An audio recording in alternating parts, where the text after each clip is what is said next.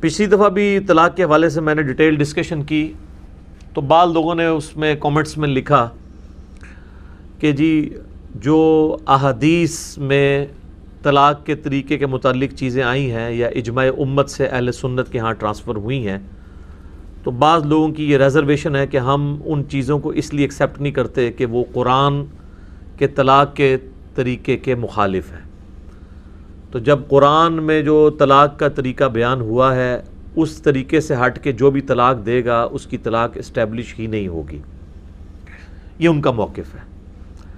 لیکن بات وہی ہے کہ کتاب و سنت کو ہم صحابہ اکرام علیہم رضوان کے اقوال کی روشنی میں سمجھتے ہیں، کیونکہ وہ سب سے پہلے اسٹوڈنٹ ہیں نبی صلی اللہ علیہ وآلہ وسلم کے۔ جہاں تک بزرگ پرستی کا یا آبا پرستی کا یا سلف پرستی کا تعلق ہے تو ان ساری چیزوں کے تو میں بھی خلاف ہوں، لیکن اگر کوئی شخص یہ کہے گا کہ ہم صحابہ کرام یا اہل بیت کے فہم کو چھوڑ کر ڈائریکٹ قرآن کو اپنے فہم کے مطابق سمجھیں گے تو ظاہر ہے کہ اس کا یہ ہم فہم ایکسیپٹ نہیں کریں گے۔ اس کی وجہ یہ ہے کہ قرآن حکیم کے اولین مخاطبین جو ہیں وہ صحابہ کرام تھے۔ ہاں انڈیویجول کسی صحابی کی رائے سے آپ کو اختلاف ہو سکتا ہے، لیکن جب صحابہ کا اجماع ہو کسی مسئلے کے اوپر یا اکثریت صحابہ کرام کی ایک طرف ہو، پھر اب آپ کو کوئی حق نہیں پہنچتا کہ آپ اس طرح کے معاملات کو آگے لے کے چلیں ان کی مخالفت کے اوپر۔ دوسری بات یہ کہ یہ قرآن حکیم کے خلاف کی جو بات کی جاتی ہے مختلف ٹاپکس کے اوپر، یہ بھی بہت بڑا دھوکہ ہے۔ قرآن حکیم کے خلاف اس وقت کوئی چیز ہوگی اجماع کی یا سنت کی یا صحیح الاسناد احادیث کی جب وہ سٹیٹمنٹ 180 ڈگری ہوگی۔ اگر قرآن کسی معاملے میں خاموش ہے اور آپ اپنے فہم سے اس کو اس طریقے سے ڈیڈکٹ کر رہے ہیں تو آپ یہ نہیں کہیں گے کہ قرآن کے خلاف ہے۔ قرآن کے خلاف تب ہوگا جب احادیث یہ کہتی ہوں کہ اکٹھی 3 طلاقیں دی جائیں سوائے ایک لیان کے مسئلے کے۔ وہ تو مسئلہ ہی قرآن میں بھی بالکل ڈیفرنٹ طریقے سے ہے، کسی حدیث میں نہیں آیا کہ اکٹھی 3 طلاقیں دو۔ اگر اس طرح آتا پھر ہم کہتے ہیں یہ قرآن کے خلاف ہے۔ احادیث میں تو یہ آیا ہے کہ 3 طلاقیں جب دی گئی ہیں تو اسے اسٹیبلش کیا گیا ہے گناہ کے ہوتے ہوئے۔ یہ کہیں احادیث میں نہیں آیا کہ جی اکٹھی 3 طلاقیں دی جائیں۔ اس کے الٹ ملتا ہے، سنن نسائی کے اندر حدیث ہے، ایک شخص نے اپنی بیوی کو ایک مجلس میں 3 طلاقیں دیں تو نبی صلی اللہ علیہ وآلہ وسلم اتنے جلال میں ہے، آپ نے فرمایا کہ میں زندہ ہوں اور اللہ کی حدوں کو توڑا جا رہا ہے۔ ایک صحابی کھڑے ان کا یا رسول اللہ اجازت دیں اس کی گردن میں کاٹ دوں، لیکن آپ علیہ السلام نے اس کی اجازت نہیں دی۔ یہ حدیث اس بات کا ثبوت ہے کہ نبی علیہ السلام نے اس کو ناپسند فرمایا ہے اکٹھی 3 طلاقیں دینے کو، اور کہا جا رہا ہے کہ اللہ کی حدود توڑی جا رہی ہیں۔ اگر اکٹھی 3 طلاقیں دینے سے طلاقیں اسٹیبلش نہ ہو رہی ہوتی تو نبی علیہ السلام کو یہ کہنے کی ضرورت نہیں تھی کہ اللہ کی حدود توڑی جا رہی ہیں۔ آپ یہ فرما دیتے یہ ایک محمل جملہ، یہ اسٹیبلش ہی نہیں ہوا، کوئی حد ٹوٹی ہی نہیں ہے۔ حد ٹوٹنے کا مطلب یہ ہے کہ ایک چیز غلط طریقے سے ہو گئی ہے اور اسٹیبلش ہو گئی ہے۔ پھر مسلم شریف میں حدیث ہے کہ نبی علیہ السلام نے حالت حیض میں طلاق دینے سے منع فرمایا، اور ڈیٹیل ملتی ہے کہ عبداللہ بن عمر نے حالت حیض میں اپنی بیوی کو طلاق دی تو نبی علیہ السلام نے ان کو کہا کہ رجوع کرو۔ تو وہ پھر آگے وہ تابعی پوچھتا ہے کہ وہ ایک طلاق جو حیض کی حالت میں دینا حرام ہے، وہ جو دی تھی وہ اسٹیبلش ہو گئی تھی، انہوں نے کہا اس کو اسٹیبلش کیے بغیر تو چارہ نہیں تھا، اگرچہ ہوئی حرام طریقے سے، لیکن اس ایک طلاق کو جو ایک اختیار تھا مرد کا وہ اس نے یوز کر لیا، وہ اسٹیبلش ہو گئی۔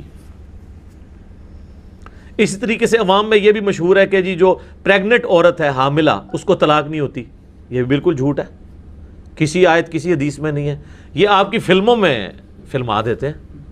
تو فلموں میں تو کئی ایک چیزیں ہیں جو عقیدے بن جاتے ہیں لوگوں کے، چاہے عورت پریگننٹ ہے یا نہیں ہے، طلاق اس کو دیں گے وہ طلاق اسٹیبلش ہو جائے گی۔ تو یہ ان باتوں کو یہ کہنا کہ قرآن کے خلاف ہیں، قرآن کے خلاف تب ہوں گی جب آپ 180 ڈگری قرآن سے دکھائیں گے۔ قرآن میں کس جگہ پہ لکھا ہے کہ کوئی اگر اکٹھی 3 طلاقیں دے تو طلاقیں نہیں ہوں گی؟ جب تک یہ سٹیٹمنٹ نہیں، قرآن اس حوالے سے خاموش ہے، جس طرح اس سے بڑے معاملات میں قرآن خاموش ہے۔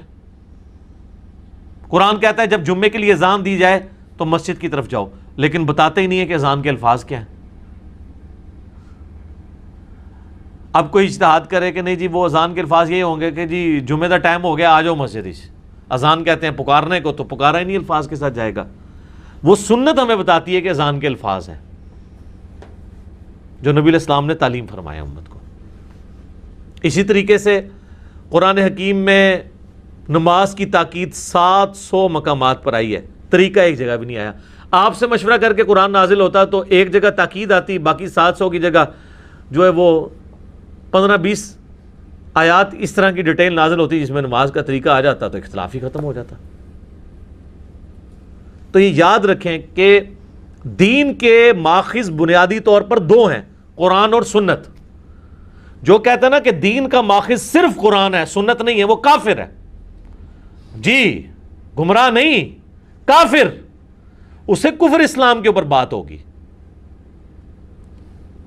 اور جو یہ کہتا ہے کہ جو حدیث قرآن کے خلاف ہوگی، قرآن سے ٹکرائے گی، ہم اسے ایکسیپٹ نہیں کریں گے، وہ ہمارا بھائی ہے، اسے گلے سے لگائیں گے، لیکن اسے یہ سمجھائیں گے، گلے سے لگانے کے بعد نا اس کو بھینچیں گے زور سے اور اسے کہیں گے کہ بھائی قرآن کے خلاف تب ہوگی جب 180 ڈگری سٹیٹمنٹ آئے۔ اس کی مثال میں نے کئی دفعہ بیان کی ہے، یہ میری ایک ڈیٹیل جو مجلس نمبر 96 ریکارڈ ہوئی تھی جاوید احمد غامدی صاحب حفظہ اللہ تعالیٰ کے نظریات کے اوپر، 200K پلس لوگ دیکھ چکے ہیں اسے۔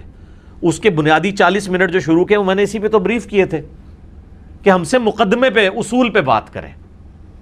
صحیح بخاری میں حدیث ہے کہ ایک شخص حضرت عائشہ کے پاس آتا ہے اور کہتا ہے کہ یہ قرآن میں جو سورۃ البقرہ کی آیت ہے کہ صفا اور مروہ اللہ کی نشانیوں میں سے ہیں، کوئی حرج نہیں کہ تم ان کا طواف کرو۔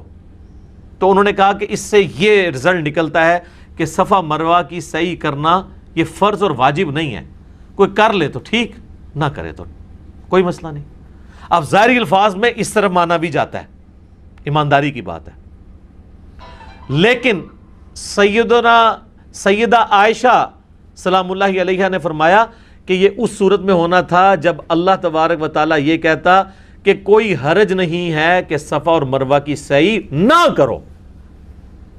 یہ تو ہے کہ صفا مروہ کی سعی کر لو تو کوئی حرج نہیں، یہ تو نہیں آیا کہ نہ کرو کہ کوئی حرج نہیں، تب ہونا تھا کہ وہ ضروری نہیں ہے۔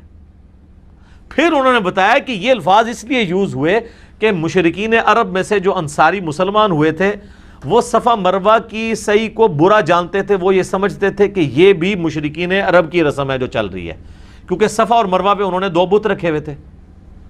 تو اللہ تعالیٰ نے فرمایا کہ اگرچہ مشرکین عرب کی ہی یہ رسم چل رہی ہے، لیکن یہ رسم انہوں نے ان بتوں کی وجہ سے سٹارٹ نہیں کی ہے، بلکہ یہ مستعار لی ہے حضرت ابراہیم علیہ السلام کی جو بیوی تھی ہاجر۔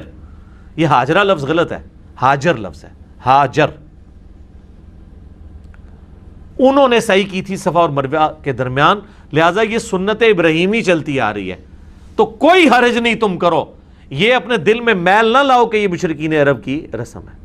اب اس کانٹیکس میں اس آیت کو دیکھیں تو بالکل سیدہ عائشہ کی بات فٹ ان بیٹھتی ہے۔ اب یہ کہنا کہ جی کوئی حرج نہیں ہے، تو یہ جو احادیث میں صفا اور مروہ کی سعی کو واجب قرار دیا گیا ہے حج اور عمرے کے لیے، یہ حدیثیں ہی فراڈ ہیں، اور جو سنت سے سنی اور شیعہ کا اجماع چلتا آ رہا ہے اس مسئلے پہ، یہ سارا اجماع ہی فراڈ ہے، تو اپنی عقل کا علاج کروائیں۔ یہ قرآن کی رٹ ہم سے، باقی تو سب لوگ صرف قرآن کی رٹ ہی لگاتے ہیں، قرآن کی توحید کس نے آگے پبلک کو بالکل واضح کر کے بتائی ہے اور پوری دنیا کو اپنا دشمن کر لیا ہے؟ صرف اس پلیٹ فارم نے۔ ہمیں لوگ دھونس لگائیں گے قرآن کی کہ ہم قرآن کی تعلیمات کے خلاف لوگوں کو تعلیمات دے رہے ہیں، وہ لوگ جو اپنے محلے میں کھڑے ہو کے نا چوک میں توحید کی بات نہیں کر سکتے، ہاں نیٹ پہ چھپ چھپا کے صرف کمنٹس کر سکتے ہیں، یہ پوسٹیں شیئر کروا سکتے ہیں، وہ بھی اگر سائبر کرائم والے پہنچ جائیں تو وہ اس سے بھی لانے برات کر دیں گے۔ یہ تو توحید کی دلیری ہے۔ کون سا عالم دین ہے اس وقت جو قرآن کی توحید کو پبلک تک پہنچا رہا ہو؟ جرت ہی نہیں ہوتی، بس وہی توحید بیان کرتے ہیں، نہیں چاند اللہ نے بنایا، سورج اللہ نے بنایا، وہ سارے ہوتے غیر مسلم ہی مان رہے ہیں چاند اللہ نے بنایا، سورج اللہ نے بنایا۔ اس توحید نال کوئی فرق نہیں پیدا۔ توحید وہ بیان کرنی ہے جو نوح علیہ السلام نے بیان کی ہے، اور 950 سال میں 80 بندے بھی پورے نہیں کر سکے، سینچری تو مارنی دور کی بات ہے، 80 بھی پورے نہیں ہوئے۔ تو وہ توحید آپ سے کوئی نہیں سنے گا. تو اللہ کا شکر ہے یہ پلیٹ فارم قرآن کی دعوت کو لے کے چل رہا ہے. قرآن سے 180 ڈگری جب تک سٹیٹمنٹ نہیں ٹکرائے گی, قرآن خاموش ہے کہ کٹھی 3 طلاقیں دی جائیں تو اس کا کیا ہوگا. وہ صحابہ کرام کے میں نے الموطا امام مالک سے بتایا اقوال موجود ہیں, پوری ڈیٹیل کے ساتھ یہ چیزیں موجود ہیں. اور دوسری بات یہ, ہمارے معاشرے میں جو چیز عام ہو گئی ہے نا کہ 3 طلاقیں ضروری دینی ہیں, بیوی کون ہی ہے, یہ بھی غلط ہے. طلاق تو ایک ہی دینی چاہیے. 3 طہر کے بعد 90 دن کے بعد وہ طلاق بائن بن کے بیوی ویسے ہی فارغ ہو جائے گی, نکاح ٹوٹ جائے گا. اب اس عورت کی مرضی, چاہے آپ سے دوبارہ نکاح کرے کیونکہ ایک طلاق ہوئی بھی ہے نا, چاہے کسی اور مرد سے کرے. البتہ 90 دن کے اندر وہ والا مرد جو ہے زیادہ حقدار ہے رجوع کرنے کے, کیونکہ وہ طلاق رجعی ہوگی, اس میں نکاح نہیں ٹوٹتا, صرف طلاق ہوتی ہے.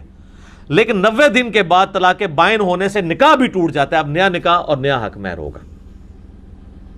تو طلاق ہونی ایک چاہیے. یہ جو کہتے ہیں نا جی سنت طریقہ یہ ہے کہ ایک طلاق دیں, پھر 90 دن کے بعد دوسری طلاق دیں, پھر 90 دن کے بعد تیسری طلاق دیں, جو غامدی صاحب اور ذاکر نائک کی طرف منسوب کی جاتی ہے, تو ہم ان سے پوچھتے ہیں کہ یہ طریقہ قرآن میں کہاں لکھا ہوا ہے کہ 90 دن بعد ضروری طلاقیں دینی ہے تم نے؟ یہ بھی تو آپ نے خود ہی گھڑا ہے نا, اور آپ دعویٰ کر رہے ہیں کہ یہ قرآن کا طریقہ ہے. قرآن کا طریقہ تو ہے کہ طلاق ایک دینی ہے آپ نے. وہ جو ہے نا طلاق مرتان, وہ یہ ہے کہ بفرض محال کبھی مسئلہ بن گیا اور دوبارہ دینی پڑ گئی تو 2 ہی دفعہ دے سکتے ہو, تیسری دفعہ بیوی فارغ ہو جائے گی. یہ جو آپ کہتے ہیں نا قرآن کا طریقہ ہے کہ 90 دن بعد دیں گے, پھر 90 دن بعد دیں گے, جھوٹ باندھ رہے ہیں آپ لوگ قرآن کے اوپر. کدھر قرآن میں لکھا ہوا ہے 90 دن کے بعد دیں گے؟ قرآن میں تو ایک طلاق کا ذکر ہے صرف, کہ طلاق ایک دینی ہے, اور اس کے بعد ذکر آتا ہے کہ چاہو تو رجوع کر لو, اور چاہے تو وہ جب 90 دن گزر جائیں وہ کسی اور سے نکاح کر لے. دوسری تیسری طلاق تو قرآن میں ہے ہی نہیں ہے. وہ تو اس صورت میں ہے جب وہ بسانے کی نیت سے لے آیا تھا, پھر کبھی حالات کبھی خراب ہو گئے, سال بعد 2 سال بعد 10 سال بعد تو اس نے دوسری دی. یہ 90 دن کے جو آپ نے پیچز بنا کے اور ایک خود ساختہ طریقہ امت کو بتا رہے ہیں اور کلیم کر رہے ہیں گلے پھاڑ پھاڑ کے یہ قرآن کا طریقہ ہے, تو قرآن ہم سے زیادہ آپ جانتے ہیں. کدھر قرآن میں لکھا ہوا ہے طریقہ؟ کوئی قرآن میں یہ طریقہ نہیں لکھا ہوا. قرآن اس حوالے سے خاموش ہے. جس طرح اس سے بڑے معاملات کے اوپر قرآن خاموش ہے, سنت کی طرف لے کے جاتا ہے, اس معاملے میں بھی سنت کی طرف لے کے جاتا ہے. کافی عرصہ پہلے جب میرا یہ نظریات سامنے آیا نا, اس وقت مولانا اسحاق صاحب رحمہ اللہ تعالی زندہ تھے. تو ہمارے جو فات بھائی ہیں جو ان کا چینل چلاتے ہیں, مولانا اسحاق اردو, نصر یونیورسٹی میں وہ پروفیسر ہیں, شریف النفس آدمی ہیں, مجھ سے رابطے میں رہتے ہیں. تو انہوں نے نا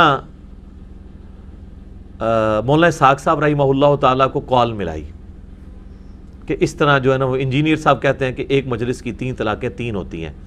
انجینئر صاحب یہ نہیں کہتے کہ ایک مجلس میں 3 طلاقیں دی جائیں, میں تو ایک طلاق کے بھی مخالف ہوں. آپ 3 کی بات کر رہے ہیں, ہم تو لوگوں کو چیخ چیخ کے مسلم شریف کی حدیث سنا رہے ہیں کہ شیطان کا تخت پانیوں پہ لگا ہوا ہے, وہ تو خوش ہوتا ہے جب کوئی طلاق ہوتی ہے تو وہ اپنے اس چیلے کو جس نے طلاق کروائی ہوتی ہے اس کو جفی ڈال کے ملتا ہے. میں نے کو کہنا ہے کہ 3 طلاقیں ایک مجلس میں دیں, میں تو یہ بتا رہا ہوں کہ اگر کوئی دے بیٹھے تو اسٹیبلش ہو جائیں گی. لوگوں کو ایجوکیٹ کریں کہ 3 کیا, وہ 1 بھی نہ دیں, اور جب کبھی دینی پڑے تو 1 ہی دیں. اور اگر پاکستان کے قانون کے شر سے بچنا ہو تو عورت خلا لے لے, کیونکہ مسند امام شافعی میں سیدنا عثمان غنی رضی اللہ تعالیٰ عنہ کا فتویٰ موجود ہے کہ اگر عورت خلا لے گی نا, اگرچہ خلا ایکویلنٹ ٹو 3 طلاق ہوتا ہے, یا 1 طلاق 90 دن گزر جائیں تو اس کے ایکویلنٹ ہوتا ہے, لیکن اس میں چونکہ مرد نے طلاق نہیں دی ہوتی لہٰذا اسی مرد کے ساتھ دوبارہ شادی ہو سکتی ہے, حلالے اور حرامے کے بغیر ہی. وہ میں نے پچھلی دفعہ بریف کر دیا تھا حلالہ کیا اور حرامہ کیا. حلالہ بھی وہ ایک چھری بنائی ہوئی ہے, وہ تو حلالہ نیچرل ہو جائے تو ہو جائے, یہ جو پری پلان حلالہ ہے اس کو تو سنن ابن ماجہ میں لعنت کی گئی ہے.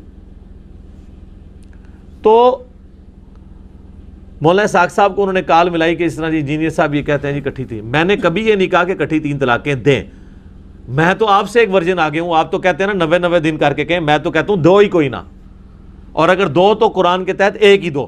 90 دن کے بعد وہ ویسے ہی آزاد ہے, چاہے آپ سے شادی کرے چاہے کسی سے, کم از کم آپشن تو کھلا رہے. تو آپ کے بزرگوں نے, آپ کے علماء نے, آپ کے بھی سو کالڈ قرآن کی دعوت دینے والوں نے آپ کو قرآن کے طلاق کا طریقہ بھی غلط بتایا ہے. قرآن کی طلاق کا طریقہ تو ہم آپ کو بتا رہے ہیں کہ یہ ہے. آپ کو کس نے کہہ دیا 90 دن کے بعد دو؟ وہ بھی غلط ہے. طلاق تو 1 ہی دینی ہے اگر ضرورت پڑے, 90 دن بعد وہ ویسے ہی عورت آزاد ہے. ویسے بھی اس نے جو اپنا خلا کا وہ اس کا جو عدت کا پیریڈ ہے وہ تو 90 دن گزارنا ہی ہے، چاہے کسی نے حرام کام کرتے ہوئے کٹھی 3 دی ہیں چاہے 1 دی ہیں، 90 دن تو اس نے گزارنے ہیں، اس سے پہلے تو وہ شادی کر بھی نہیں سکتی، لہٰذا 1 ہی دیں، 90 دن بعد وہ آزاد ہے۔ ہاں جو عورت خلا لے گی تو وہ ابو داؤد ترمذی ابن ماجہ میں موجود ہے کہ اس کی جو عدت ہے نا وہ 1 مہینہ ہے، بشرطے کہ وہ پریگنٹ نہ ہو۔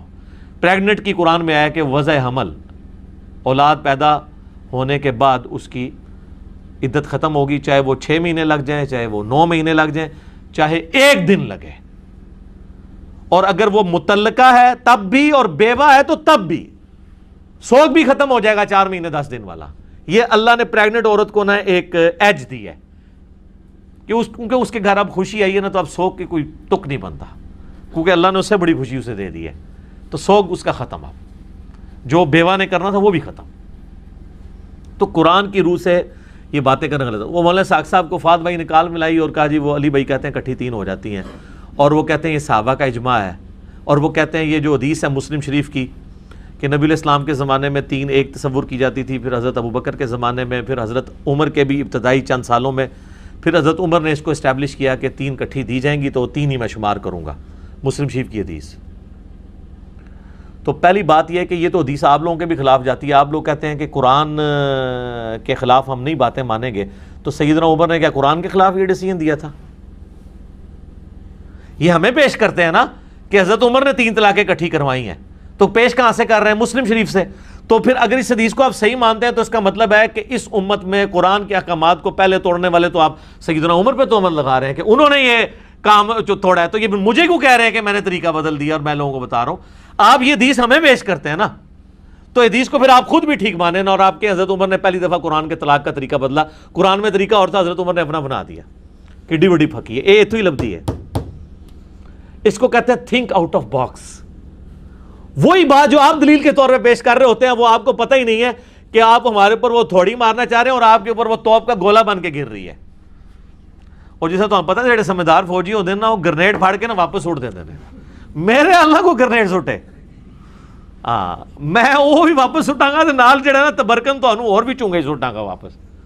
یہ حدیث سانو پیش کرتے ہو، اس کی میں نے پوری ایکسپلینیشن کی تھی کہ یہ حدیث جو ہے اس پہ امام نسائی نے باب باندھا ہے کہ اس عورت کے لیے جس کے ساتھ مرد نے صحبت نہ کی ہو، وہ تو ہم بھی مانتے ہیں کہ جس عورت کے ساتھ مرد نے صحبت نہ کی ہو وہ غیر مدخولہ اسے کہا جاتا ہے، اس کو ایک وقت میں جب آپ 3 طلاقیں دیں گے وہ وہ ایک سے ہی فارغ ہو جائے گی، اس کو 3 کی ضرورت نہیں، پھر اس کے ساتھ نیا نکاح ہو سکتا ہے۔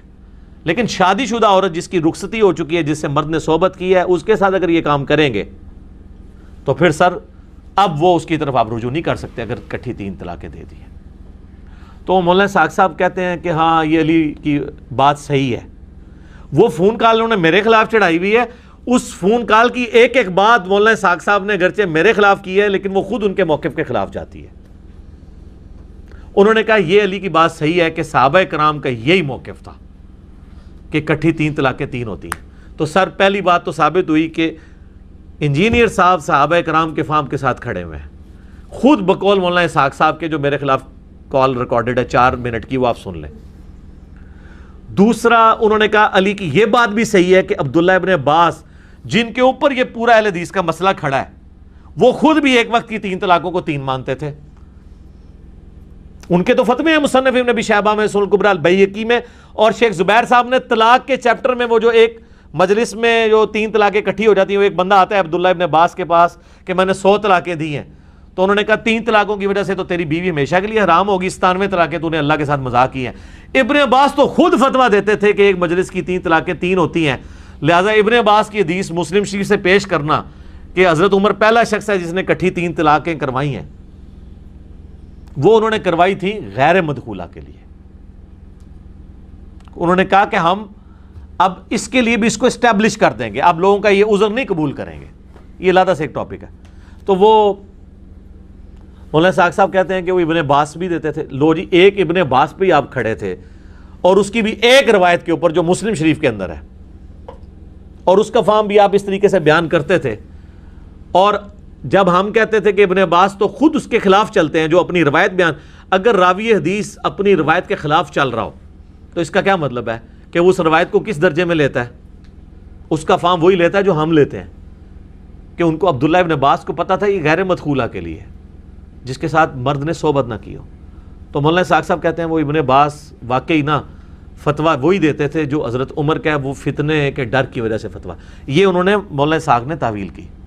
اس میں پھر میں نے ان کو علمی طور پہ جواب دوں گا ان کے شاگردوں کو کہ ابن عباس تو وہ بندہ ہے جو تو ڈرتا ہی نہیں تھا بڑے سے بڑے سخت حکمران سے بھی۔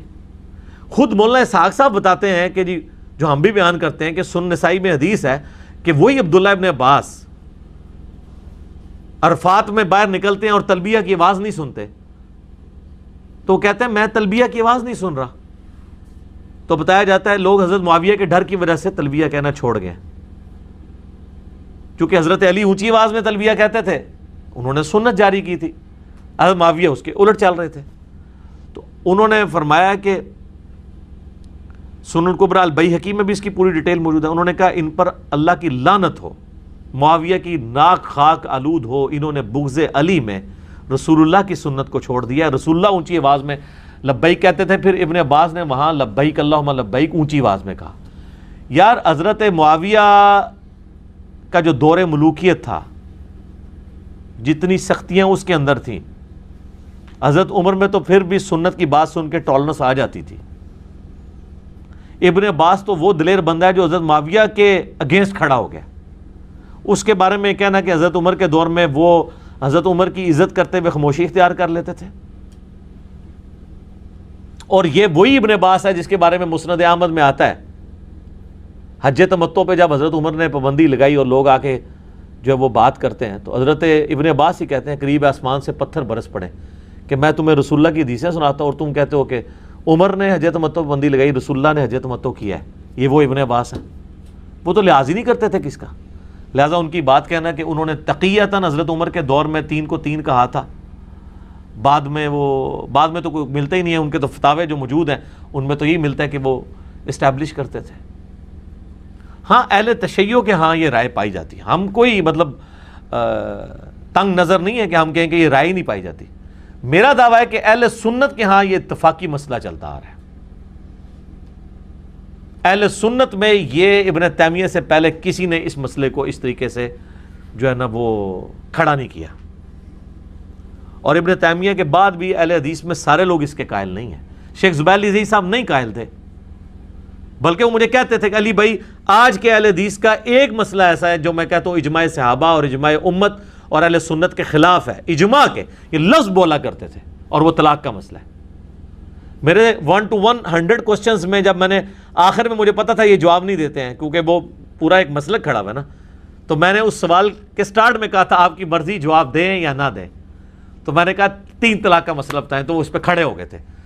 اگر وہ اہل حدیث والا مسئلہ بیان کرنا ہوتا انہوں نے تو کر دیتے، ہمیں پتا تھا وہ جواب نہیں دیں گے، لیکن ریٹن میں مشکات کی پہلی جلد میں طلاق والے چیپٹر میں آپ جا کے دیکھ لیں۔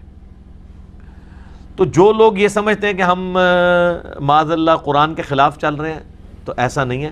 قرآن کے خلاف چلانے کے لیے آپ کو قرآن میں 180 ڈگری سٹیٹمنٹ دکھانی پڑے گی، ادروائز کوئی شخص اپنی مرضی سے اجتہاد کرتا ہے، نہیں جی قرآن میں چونکہ یہ آیا ہے، اب چونکہ یہ آ گیا تو قرآن کے بالکل خلاف ہو گیا، ایسے نہیں ہوتا۔ یہ جو لوگ گمراہ ہوئے ہیں اوائل اسلام میں فرقے، قرآن پاک کی آیات کو مولڈ کر کے، جبریہ اور قدریہ، آپ کیا سمجھتے ہیں جبریہ اور قدریہ حدیثیں پیش کرتے تھے؟ قرآن کی آیات ہی لیتے تھے۔ جبریہ وہ جن آیات میں آتا ہے کہ تم کیا چاہو گے، جو چاہے گا وہ اللہ ہی چاہے گا، اللہ جسے چاہے ہدایت دے دے، جسے چاہے گمراہ کر دے۔ جبریہ کہتے تھے دیکھو یہ آیات واضح ہیں کہ انسان کوشش سے کچھ نہیں کر سکتا، جس کو اللہ نے دوزخ کے لیے پیدا کیا ہے وہ اللہ ہی اسے خود گمراہ کرے گا۔ قدریہ جو ہیں وہ دوسری طرف آتے تھے، وہ کہتے تھے قرآن میں آیت ہے وَالَّذِينَ جَاهَدُوا فِينَا لَنَهْدِيَنَّهُمْ سُبُلَنَا، جو لوگ ہماری راہ میں کوشش کریں گے ہم انہیں راہ دکھائیں گے۔ وہ کہتے تھے کہ دیکھیں یہ کوشش آپ کی اپنی ہے، اللہ نے کچھ نہیں کرنا، اللہ نے تو بعد میں جو کچھ کرنا ہے کرنا ہے۔ لیکن وہ پھر اتنا غلو اس میں کرتے تھے کہ وہ تقدیر کو بھی سائڈ پہ نکال دیتے تھے، جبکہ اہل سنت کا موقف درمیان میں ہے کہ نہ ٹوٹلی انسان کے اختیار میں اللہ نے چیز چھوڑی ہوئی ہے اور نہ ٹوٹلی جبر کیا ہے انسان کے اوپر۔ جبر کہتے ہیں یہ زبردستی کرنا، جبریہ اسی سے نکلے ہیں، وہ کہتے ہیں ہم پہ اللہ نے جبر کیا ہے معاذ اللہ، ہمیں دوزخ یا جنت کے لیے زبردستی پیدا کر دی ہے اور اسکروٹنی کر دی ہے.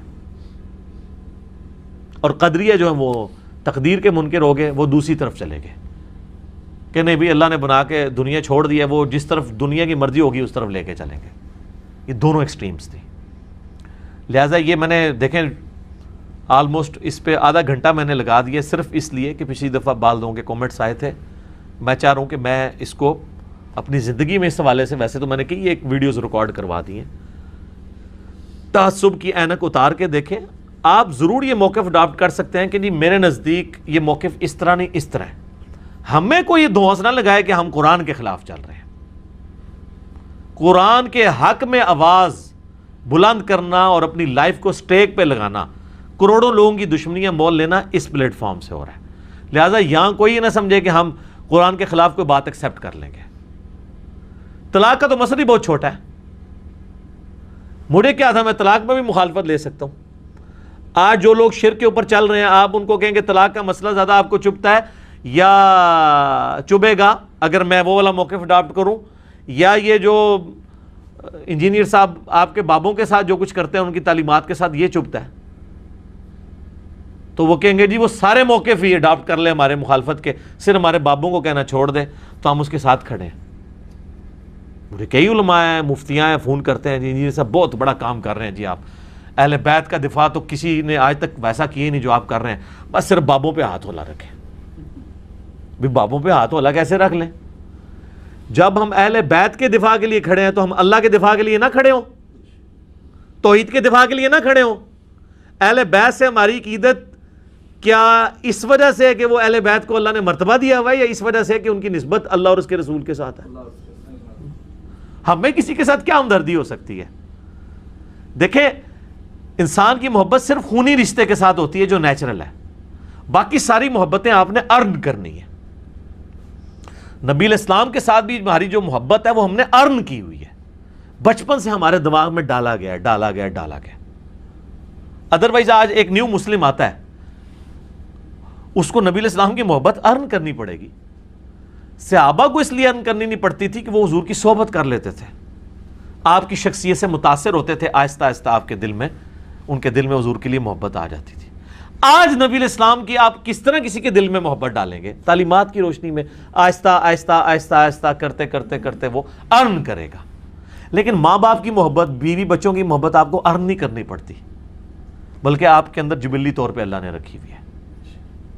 تو اہل بیت کی محبت ہمارے اندر جبلی نہیں ہے, ہم نے ارن کی ہے. صحابہ کی محبت ہم نے ارن کی ہے, رسول اللہ کی محبت ہم نے ارن کی ہے. تو جو محبتیں ہم نے ارن کی ہوئی ہیں وہ محبتیں ہم نے اللہ کی وجہ سے ارن کی ہیں. جبلت میں جو ہماری محبت ہے وہ ہماری گاڈ کے ساتھ ہے, جو کریٹر ہے ہمارا, وہ ہمارے اندر وہ محبت موجود ہے. آپ اسے عشق الہی کہہ دیں, اس کو محبت الہی کہہ دیں, جو بھی آپ اس کے لیے نام رکھتے ہیں, باقی سب نسبتیں تو اس کی وجہ سے. جامعہ ترمذی میں حدیث ہے, نبی صلی اللہ علیہ وآلہ وسلم نے فرمایا اللہ سے محبت کرو کہ اس نے تمہیں نعمتوں سے نوازا ہے. یعنی تمہارے پاس جو کچھ ہے, تمہارے بیوی بچے ماں باپ صحت آنکھیں دل گردے سرکمسٹانسز سب کچھ اللہ کے ہیں, یہ ڈیزرو کرتا ہے, اس سے محبت کرو. اور مجھ سے محبت کرو کہ میں اللہ کا پیغمبر ہوں. رسول اللہ نے اپنی شخصیت کو بھی اللہ کے ساتھ جوڑا ہے. یہاں پہ وہ شیخ احمد سرندی جسے یہ لوگ مجدد الافسانی کہتے ہیں, وہ الٹ بات کرتا ہے. وہ کہتا ہے میں اللہ سے محبت اس لیے کرتا ہوں کہ وہ رسول اللہ کا رب ہے. کتنا گستاخانہ جملہ ہے یہ. رسول اللہ کے سامنے کہا جائے نا تو جس طرح وہ ماشاء اللہ وشئت والے کو حضور نے کہا تھا نا, ٹھیک ہے, کہ بئس الخطیب انت, وہ جو مسلم شریف میں حدیث آتی ہے وَمَن يَعْصِهِمَا, جو ان دونوں کی نافرمانی کرے. اور مسند احمد میں آتا ہے کہ وہ حضور نے فرمایا قل بل ما شاء اللہ وحدہ. تو یہ اور قرآن میں آیا جناب لقد من اللہ علی المؤمنین اذ بعث فیہم رسولا, یہ اللہ کا احسان ہے کہ مومنین میں رسول کو بھیجا. اللہ نے تو یہ کہا نہیں ہے کہ یہ رسول اللہ کا احسان ہے کہ اس نے تمہیں اللہ کا تعارف کروایا.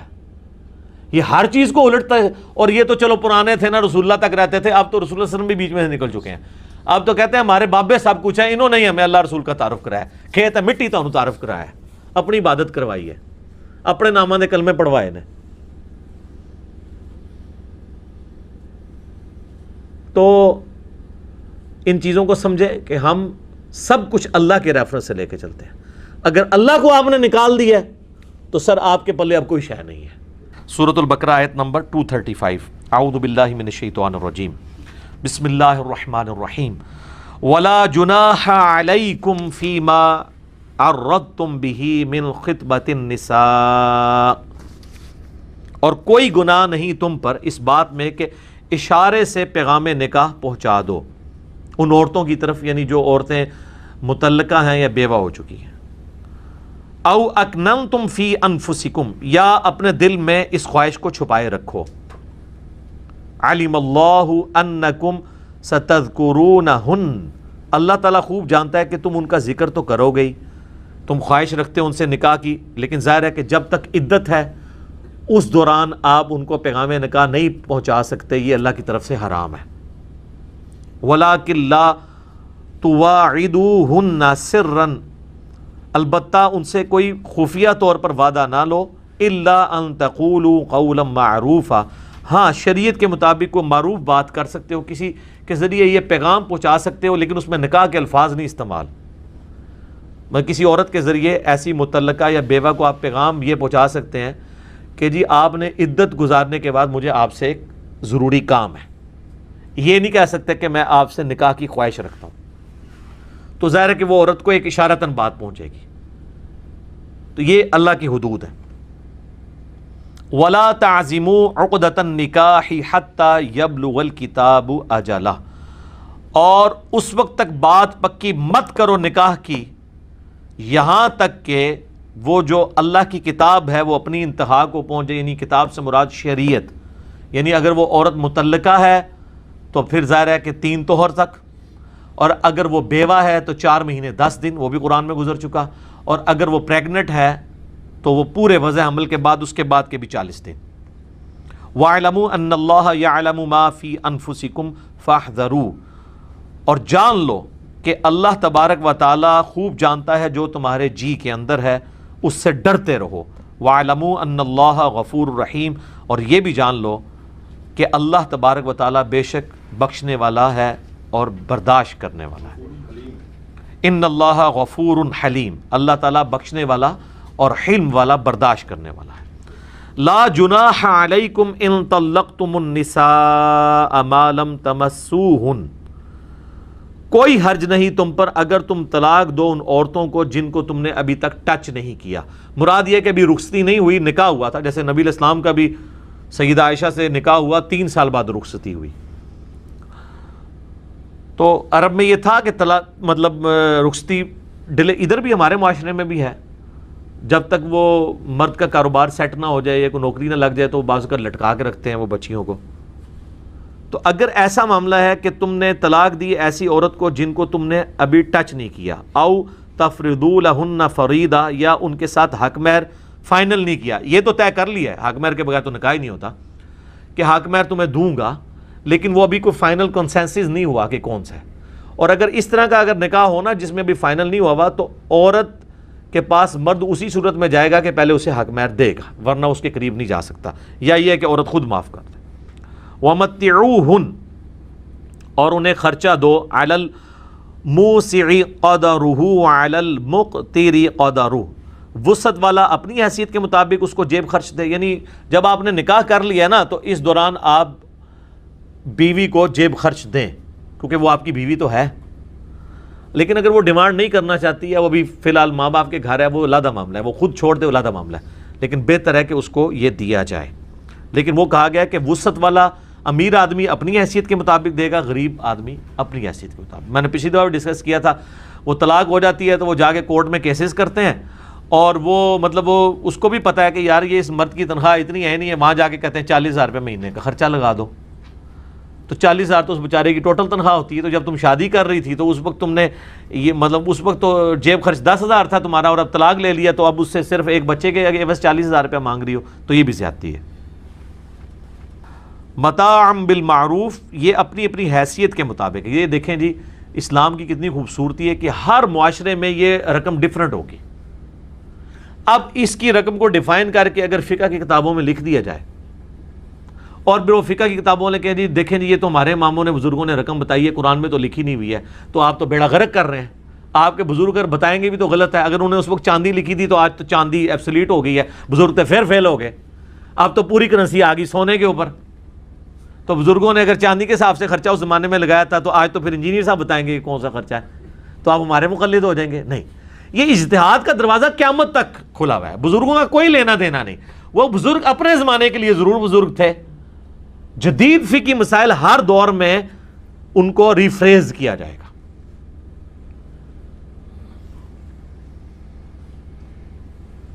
حقا علی المحسنین، یہ حق ہے، یہ فرض ہے نیکوکاروں کے اوپر کہ وہ یہ کام کریں۔ یعنی جو بدکار ہیں، جو فاسق و فاجر ہیں، وہ تو اللہ کی حدود کو توڑیں گے، جو اللہ کو ماننے والے ہیں اور اللہ کی ماننے والے ہیں وہ ان حدود کو کبھی بھی پامال نہیں ہونے دیں گے۔ وَإِن طَلَّقْتُمُوهُنَّ مِن قَبْلِ أَن تَمَسُّوهُنَّ، اور اگر تم طلاق دو انہیں اس سے پہلے کہ تم انہیں ہاتھ لگاؤ، تو پھر ایک اور شرعی حکم بھی ہے جس کو فالو کرنا ہے۔ وَقَدْ فَرَضْتُمْ لَهُنَّ فَرِيضَةً فَنِصْفُ مَا فَرَضْتُمْ، تو جو تم ان کے ساتھ حق مہر مقرر کر چکے ہو تو آدھا حق مہر پھر بھی دینا ہوگا۔ دیکھیں عورت کو اللہ نے کتنی عزت دی ہے، صرف نکاح ہوا، ایجاب و قبول ہوا، حق مہر کے عوض اب آپ کا ارادہ بدل گیا اور آپ نے حق مہر لکھوایا ہوا تھا 10 لاکھ روپے، تو 5 لاکھ دینے ہوں گے، یا 1 تولہ سونا لکھوایا ہوا تھا حق مہر تو آدھا تولہ دینا ہوگا۔ إِلَّا أَن يَعْفُونَ أَوْ يَعْفُوَ الَّذِي بِيَدِهِ عُقْدَةُ النِّكَاحِ، ہاں ایک ایکسیپشن ہو سکتی ہے کہ وہ عورت خود اپنا حق معاف کر دے، وہ کہہ دے کہ یار دفعہ ہو، جب تو نے مجھے ہی نہیں رکھا تو میں نے تیری رقم لے کے کیا کرنا ہے، یہ بھی اپنے پاس رکھ۔ ظاہر ہے وہ اسی طرح ہی کہے گی نا، یہ تو نہیں کہے گی حضرت بہت مہربانی آپ نے کچھ عرصہ میرا نام آپ پہ بولتا رہے تو اب بڑی مہربانی ہے اور پیسے میری طرف سے رکھیں، یہ کہے گی دفعہ ہو۔ تو اللہ تعالیٰ ہمارا اگر وہ خود ہی چھوڑنا چاہتی ہے تو ٹھیک ہے چھوڑ دے، لیکن وہ صرف اس کے لیے نہیں کہا اللہ نے کہا کہ جس کے ہاتھ میں نکاح کی چابی ہے یا پھر وہ چھوڑ دے۔ وہ نکاح کی چابی کس کے ہاتھ میں ہے؟ مرد کے، کیونکہ طلاق تو وہ دیتا ہے نا۔ عورت کے ہاتھ میں بھی چابی ہے لیکن وہ جوڈیشری کے تھرو ہے، کھلا، لیکن مرد کے تو ہاتھ میں جس وقت ہے وہ چابی وہ عورت کو کیا دے گا، وہ اپنے کوئی چابی لگا لے گا، باہر پوری زندگی جناب پچھتاندہ رہے گا میں کام کے پا لیا۔ تو جس کے ہاتھ میں نکاح کی چابی ہے وہ خود چھوڑ دے۔ مراد کیا کہ یار تو پورے ہی اس کو دے دے، وہ یہی چھوڑے گا نا کہ اگر وہ حق مہر دے چکا تھا اس عورت کو تو اب وہ کہے گا جی میں نے چونکہ ہاتھ نہیں لگایا، رخصتی نہیں ہوئی، تو آدھا مجھے واپس کر دے، تو وہ تو اس کا حق ہے کہ آدھا واپس لے لے مرد۔ تو اللہ فرما رہا ہے کہ اگر چاہو تو چھوڑ ہی دو، ٹھیک ہے یار، جو دیا ہے اس کے پاس ہی رہنے دو۔ عورت بھی معاف کر سکتی ہے اور مرد بھی۔